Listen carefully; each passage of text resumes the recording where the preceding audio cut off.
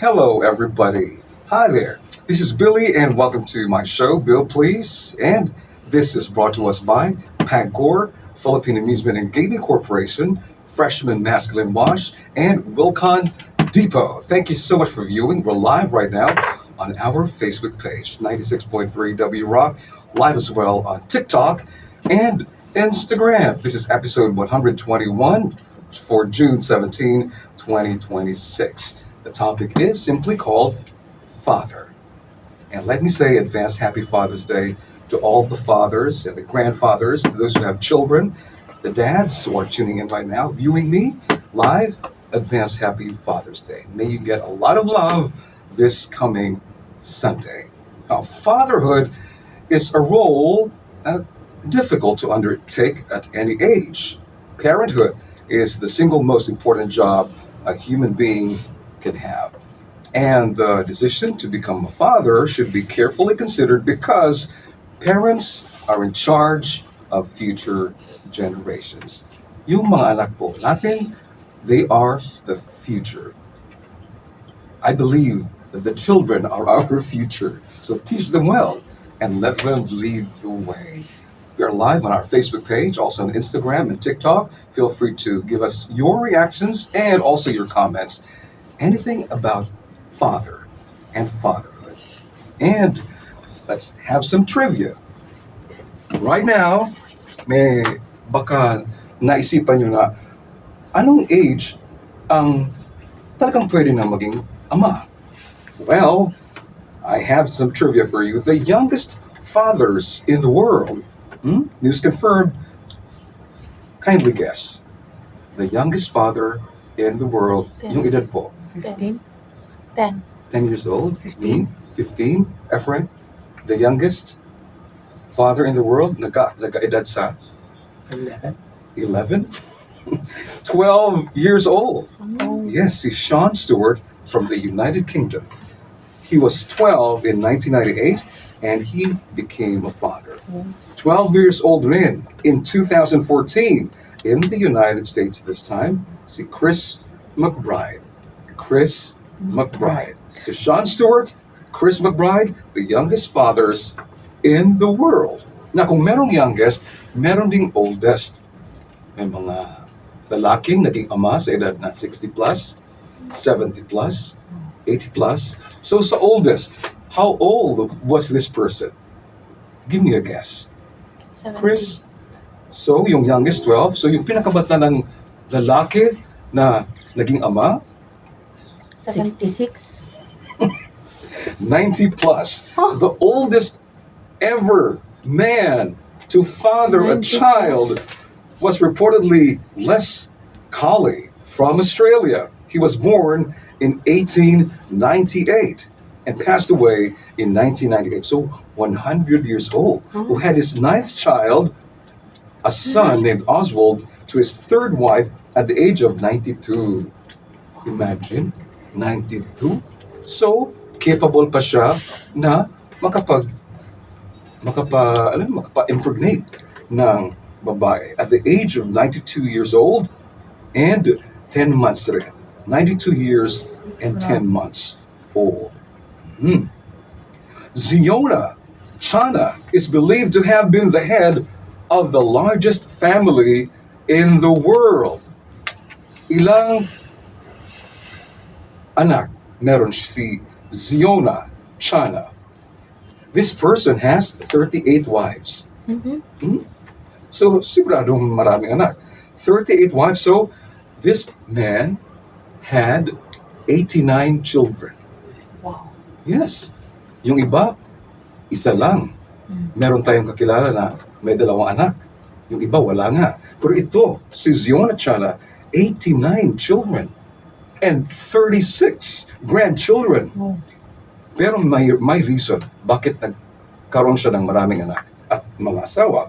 He was the leader of a sect in the Indian state of Mizoram that allows polygamy for men. So pwede pala makipag-relasyon, makipag-asawa at makipagtalik sa maraming babae. Ang membro ng sect na ito, the Indian state of Mizoram. Kayo, mga ama, na nanonood ng Bill Please, how many children do you have? Sa isang asawa.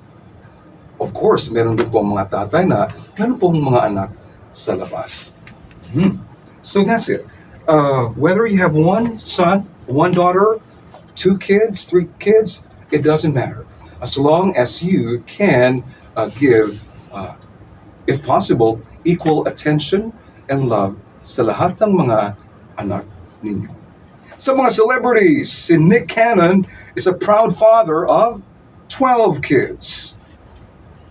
The trillionaire Elon Musk, guess how many children he has? Elon Musk has 10 children. You can Google that. Mel Gibson has 9 children. Singer Rod Stewart has how many? So Rod Stewart has 8 children by 5 different women. Actor Robert De Niro has 7 children. Actor Jude Law also has 7 children from 2 women. And Kevin Costner is a dad to 7 children in total. Alec Baldwin has 8 kids. You're watching Bill Please, episode 121, and the topic simply called Father.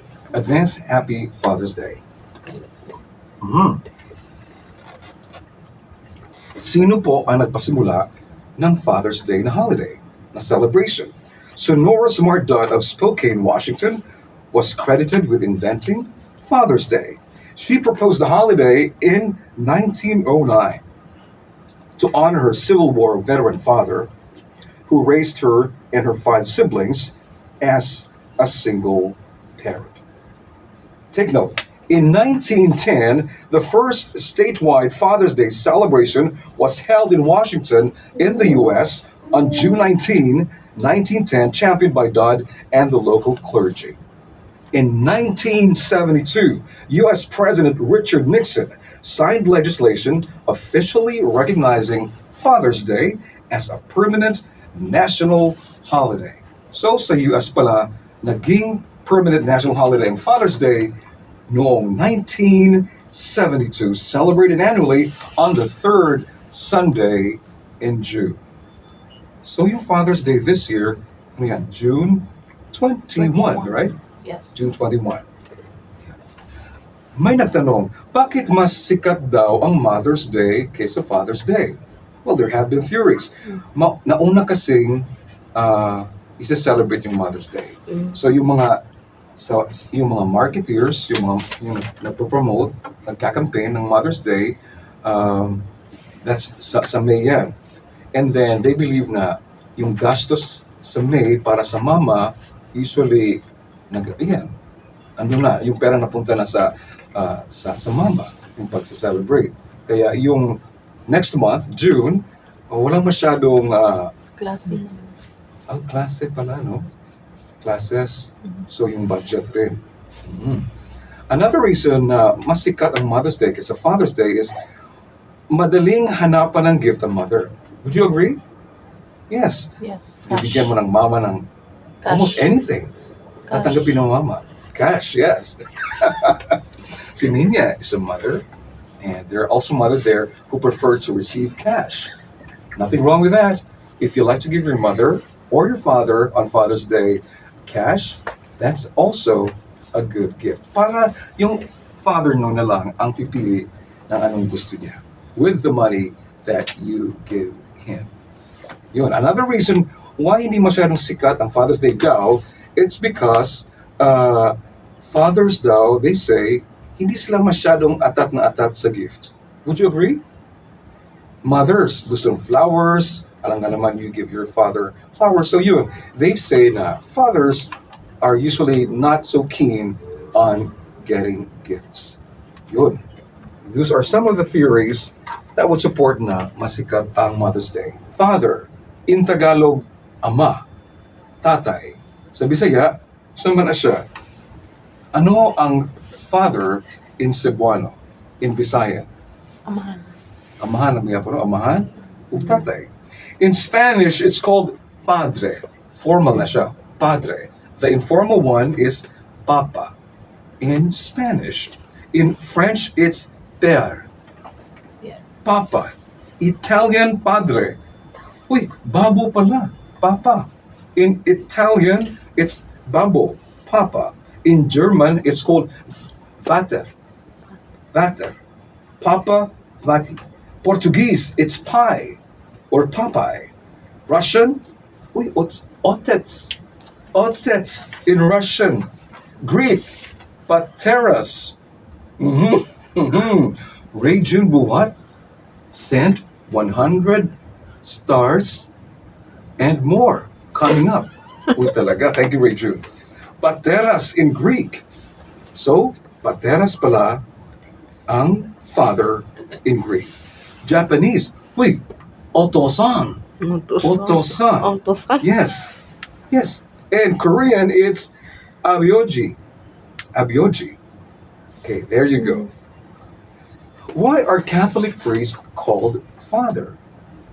I googled it, and here's the answer. Catholic priests are called father or padre. Na moamin na sila, no? Mga parokyan, mga parishioners. Catholic priests are called father because they act as spiritual guides who nurture the faithful and provide spiritual life through the sacraments. The title reflects their role in building the church's family, much like a biological father leads and sustains his household. Hindi ibig sabihin na mga Catholic priests are meron silang mga anak biologically, but they are called father because they have spiritual roles and guide. You've heard of single fathers. A single father is a male parent who raises his children or child alone without a spouse or live-in partner. Sa lahat ng mga single dads, mga single fathers around the world, advance happy Father's Day. Don't give up. Just keep going. And of course, we are about to take our commercial break was the radio. But we're still live sa Instagram and TikTok and Facebook. This is Billy on Bill Place, episode 121, brought to us by Pacor, Wilcon Depot, and Freshman Masculine Wash. Light for time, 10:14. Meron pong mga sikat na mga lalaki, mga celebrities, who are single dads or mga single fathers. So isa na rito of course, si Ricky Martin. Raised his twins, Mateo and Valentino, as a single father before later expanding his family. Ricky Martin is gay, but meron po siyang twins na inaalaga. Colin Farrell has openly and passionately advocated for single parenting while raising his son James.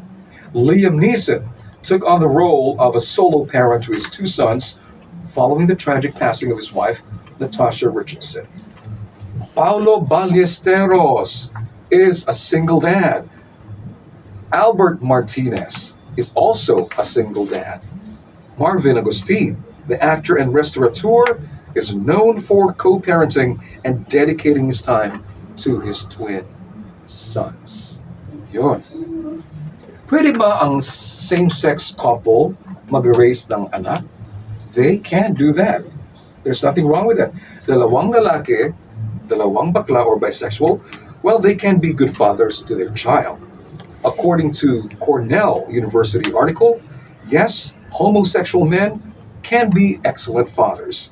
Psychological and sociological studies indicate that children raised by gay fathers also develop just as well socially, emotionally, and cognitively as those raised by heterosexual parents.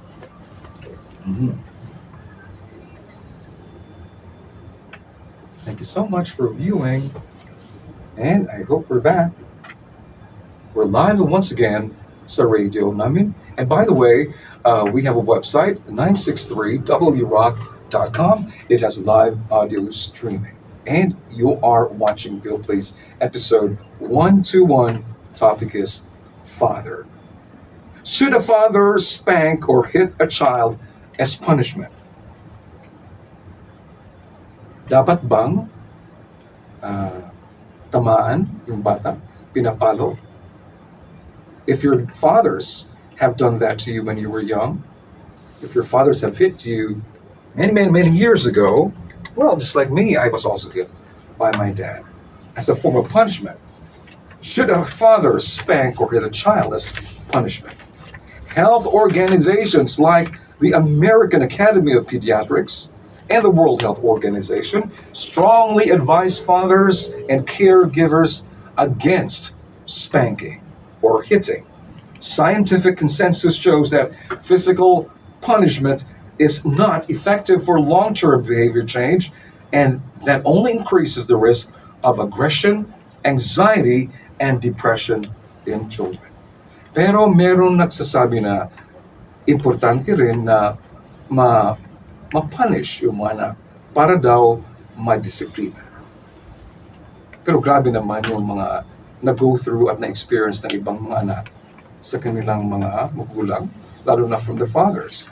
May mga ama po na they box, they hit, they slap, they use only their hands, they use the belt buckle when hitting the child, when the child is undisciplined, or when the child has committed something wrong or has disobeyed. May nagsasabi rin na hindi po nakakatulong yan sa development ng child if you punish them physically. I think okay lang siguro pag hindi lang palagi. Aside from the punishment, the physical punishment, you can always lovingly confront your child what he has done or what she has done. So importante ang positive reinforcement. Consistently catch your child doing the right thing and praise or reward him. Dapat attentive yung ama or even the mother. They should be quick to notice the good things the children have done. Kasi may mga parents na ang binabantayan lang ay yung mga pagkakamali, ang hindi pag-follow sa mga orders, sa mga utos. When you see a child doing something good, or maybe nag-volunteer na tumulong sa bahay, praise that child. Hindi yung mga mali na lang ng bata ang palagi mong hinahanap o pinupoint out. Dads, take time to enjoy your kids. Notice what makes each of them unique and focus on growth. Slow down and connect with your kids daily. It pays out in dividends. Meron pong mga ama na they are physically present sa bahay, but they are emotionally absent. Ano nga, nakaupo, nanonood ng TV, nagsa-cellphone, o maybe nag-iinom together with friends sa bahay, at hindi masyadong nagpapakita ng care at pagmamahal sa mga anak. The father may be there physically, but that father can be emotionally absent at hindi yan nakakatulong sa pagpapalaki ng anak. So father, you may be present at home, make sure that you're also emotionally present. Say something encouraging, hug your children, pat them on the back, ask them how they are, how their school went. Yung mga ganun. So take time to really be with your kids. If they ask for your presence, be there. Don't overwork. And be flexible. And don't get too attached to any single daily pattern or routine. Flexibility helps. And of course, fathers, you have to get in shape. You have to be healthy for your children. Sayang pag ang ama ay may bisyo, alcohol, sigarilyo, sugal, o drugs, and then nakikita sa anak yung behavior ng ama niya na yun, kulang sa pag-aruga, kulang sa pag-attend sa mga kailangan ng anak dahil nga may bisyo. At saka yung ama naman, could be binububog or yun, palaging nag-aaway sa partner. Watching and listening from Mandaue City, si Ray Sanny May D. Ray Sanny May D, thank you very much for viewing us on Instagram. It's hard, it's not easy to be a father. My father, I was not really close to him, but he was not cruel, but he was just a little distant to us. I was closer to my mother. Physically absent father. Ito po yung ama na wala talagang physical presence sa buhay ng kanilang anak. Palaging umaalis or palaging out of town or wala sa bahay, maybe nagtatrabaho sa labas ng bansa. Yun, physically absent yung father. At nakaka-epekto ito sa mental health ng bata. Yun, I already mentioned emotionally absent yung ibang mga fathers. How about you? We've posted something on our Facebook page, and there was a question asked yesterday. Here's the question. What's something that your father has taught you without ever saying a word?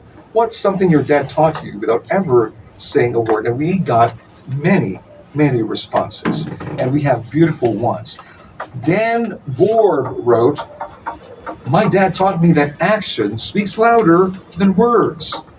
Through his sacrifices, hard work, and quiet strength, he showed me what responsibility and love look like." That's beautiful. Trisha Calevo, pinakita ng ama niya ang kindness. And she says, "How I miss my father." Sa mga nawalan po ng ama, natural yan. We miss our dad. May Afreen Aziza, "My late father and mother taught us the 4 Gs.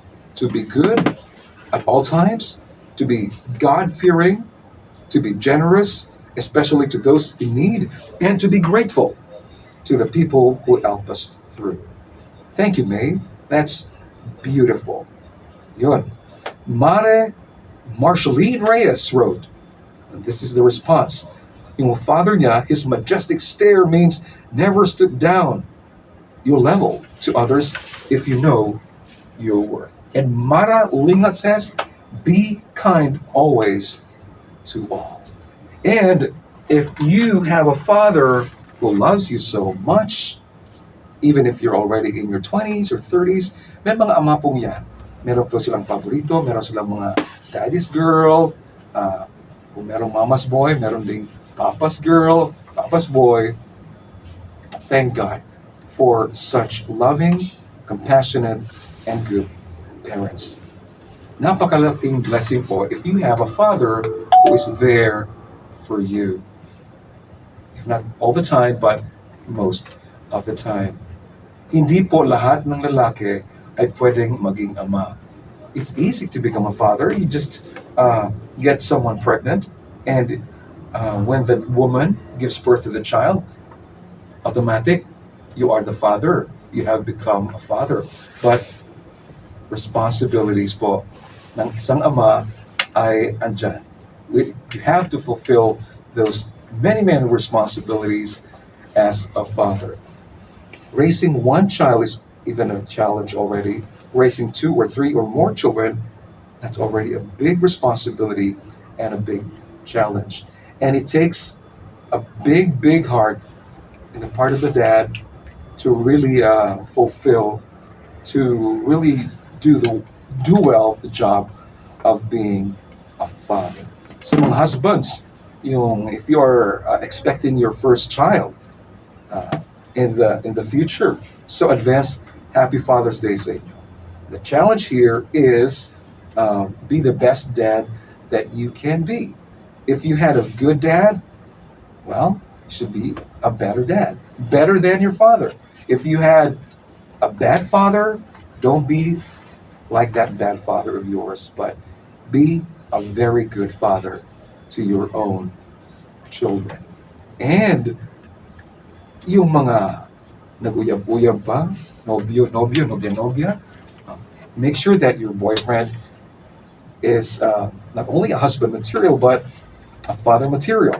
Someone who can really be a good father to your future children. So yun. Father, napaka-importanting role. He is one parent who is in charge of raising our future generations.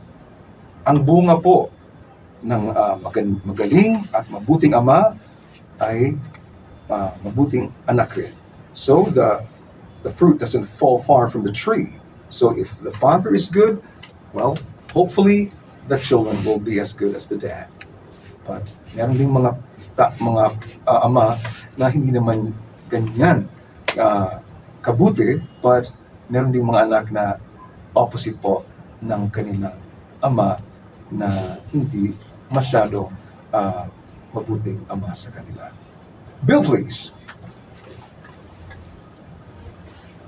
This show is brought to us by Wilcon Depot, PAGCOR, Philippine Amusement and Gaming Corporation, and Freshman Masculine Wash.